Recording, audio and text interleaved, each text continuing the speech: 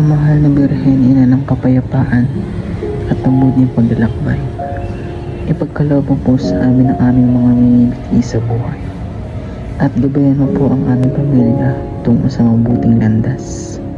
Salamat po. Amen.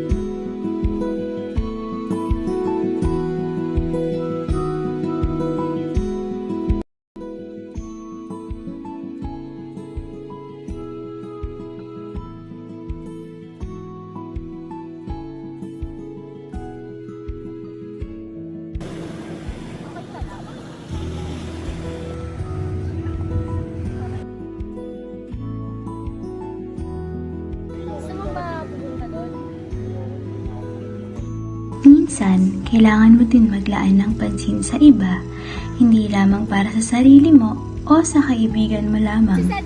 Laging isipin at bigyan tuon ng pansin ng iba kung kasama mo sila.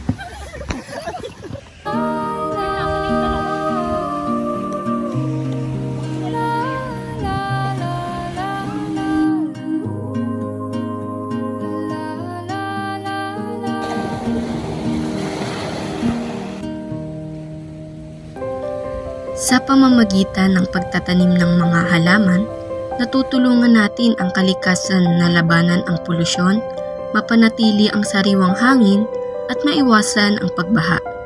At sa pagpupulot ng basura, isang simpleng paraan upang mapanatili ang kalinisan sa kapaligiran.